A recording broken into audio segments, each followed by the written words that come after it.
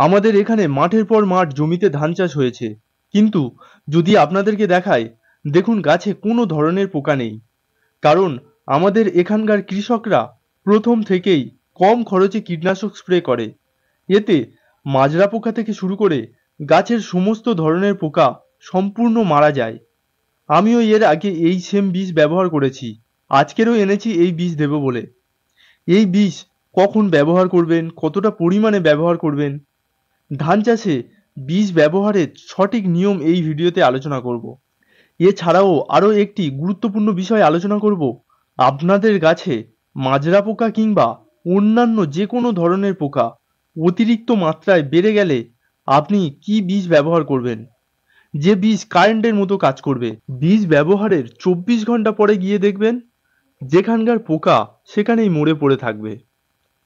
বীজ ব্যবহার করার অনেক নিয়ম আছে, সেগুলো যদি আপনি জানতে পারেন, মাজরা পোকা কেন, গাছের সমস্ত ধরনের পোকা মারতে পারবেন। আমি স্টেপ বাই স্টেপ আলোচনা করব, আপনারা ভিডিওটা স্কিপ না করে মনোযোগ দিয়ে দেখবেন। চাষের প্রথম থেকে বেশি পাওয়ারের বীজ ব্যবহার করবেন না। আমার যেখানে কম টাকায় কম পাওয়ারের কীটনাশক ব্যবহার করলে সমস্ত পোকা মারা গিয়ে জমিতে পড়ে থাকবে, আমি সেখানে বেশি টাকায় বেশি পাওয়ারের কীটনাশক দেব কেন? এবার অনেকে বলবে যে টাকা একটু বেশি যাই যাক, আমি বেশি পাওয়ারের কীটনাশক ব্যবহার করব, এতে ভালো কাজ হবে। কিন্তু ভাই, চাষের প্রথমে বেশি পাওয়ারের কীটনাশকের প্রয়োজন হয় না। এই সময় কম পাওয়ারের কীটনাশক ব্যবহার করলে মাজরা পোকা থেকে শুরু করে গাছের সমস্ত ধরনের পোকা মারা যায়। যদি আপনি প্রথম থেকে বেশি পাওয়ারের কীটনাশক ব্যবহার করেন, তবে কন্টিনিউ বেশি পাওয়ারের কীটনাশক স্প্রে করতে হবে।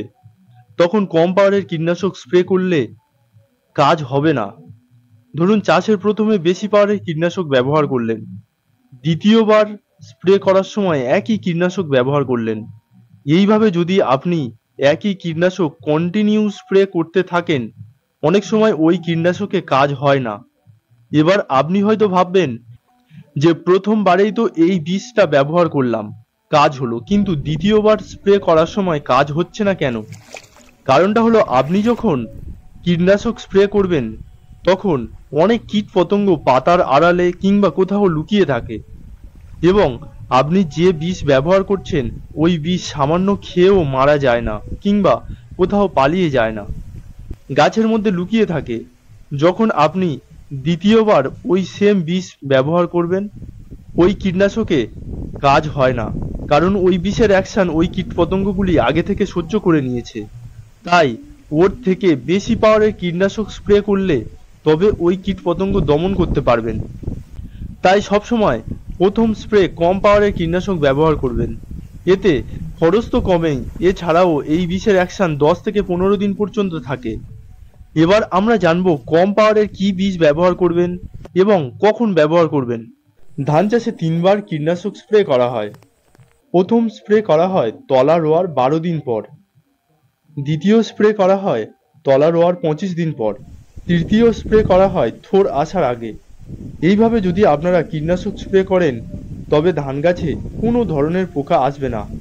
যদি আপনাদের গাছে মাজরা পোকা কিংবা যে কোনো ধরনের পোকা থাকে, তবে তা সম্পূর্ণভাবে মারা যায়।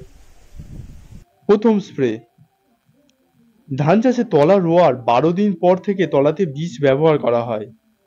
যখন সার প্রয়োগ করবেন, তখন তলা গাঢ় সবুজ এবং সতেজ হয়ে উঠবে। আর গাছ গাঢ় সবুজ হয়ে ওঠা মানেই গাছে কীট পতঙ্গের আক্রমণ শুরু।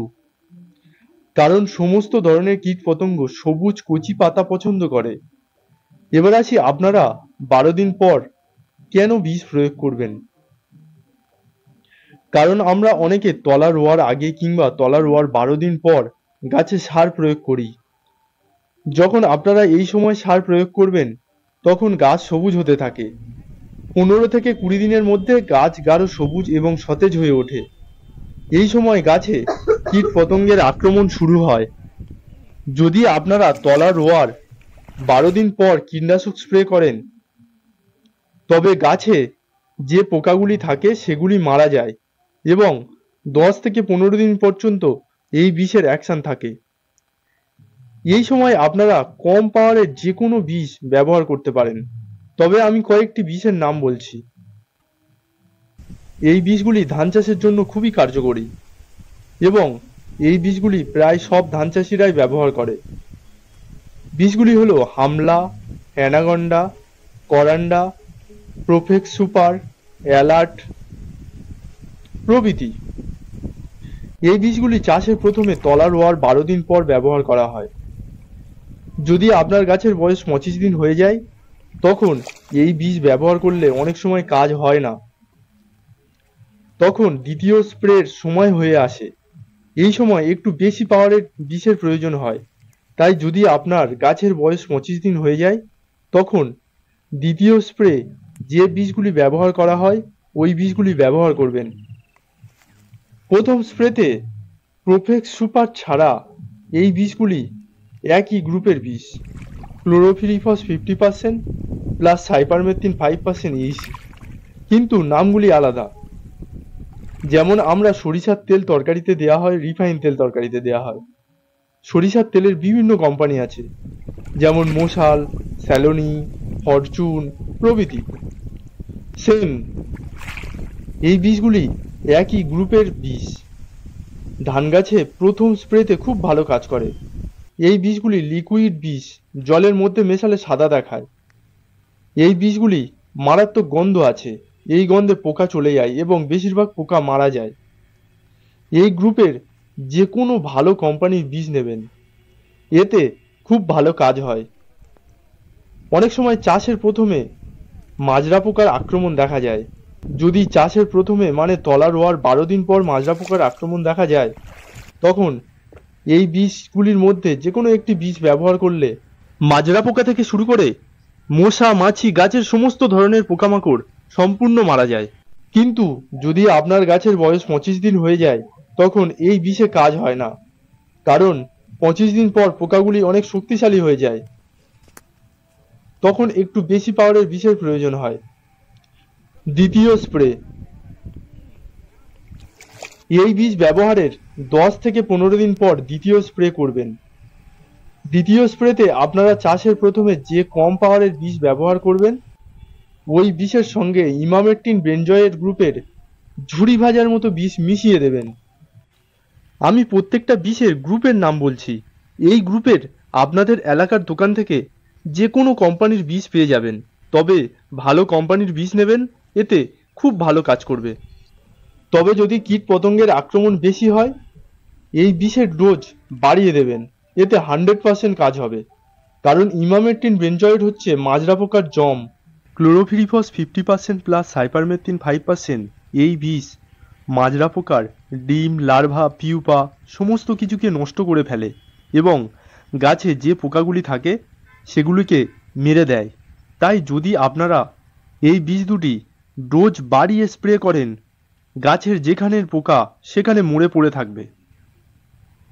এছাড়াও যদি আপনাদের গাছে কীট পতঙ্গ অতিরিক্ত মাত্রায় দেখেন এবং এই দুটি বিষ যদি ব্যবহার না করেন তবে শুধুমাত্র করাজিন, ব্যালাজাইট, ফেম, ভায়েগো এই 4টি বিষের মধ্যে যে কোনো একটি বিষ ডোজ বাড়িয়ে স্প্রে করবেন। হয়তো আপনার ড্রামে 5 ml করে ব্যবহার করছেন, সেখানে 6 থেকে 7 ml ব্যবহার করবেন। এতে গাছের মধ্যে থাকা সমস্ত ধরনের পোকা মারা যায়। তৃতীয় স্প্রে, ধান গাছের থোড় আসার আগে তৃতীয় স্প্রে করা হয়। তৃতীয় স্প্রেতে করাজিন, ব্যালাজাইট, ফ্রেম, ভায়েগো এই 4টি বিষের মধ্যে যে কোনো একটি বিষ ব্যবহার করবেন। যদি কীট পতঙ্গের আক্রমণ বেশি হয় তবে একটু ডোজ বাড়িয়ে দেবেন, এতে খুব ভালো কাজ হয়। তবে থোড় আসার মুখে কোনো বেশি পাওয়ারের বীজ ব্যবহার করবেন না, এতে ধান গাছ বসে যায় এবং ফলনের হার অনেক গুণ কমে যায়। তবে আপনারা থোড় আসার মুখে কম পাওয়ারের হামলা বীজ ব্যবহার করতে পারেন, এতে গাছে কোনো ক্ষতি হয় না। আশা করি এই পদ্ধতিতে আপনাদের গাছে প্রথম থেকে শেষ পর্যন্ত সমস্ত ধরনের পোকা দমন করতে পারবেন। আজকের ভিডিও এখানেই শেষ করছি। যদি এই কৃষক ভাইয়ের ভিডিও আপনাদের ভালো লাগে একটা লাইক করবেন এবং সাবস্ক্রাইব করে পাশে থাকবেন।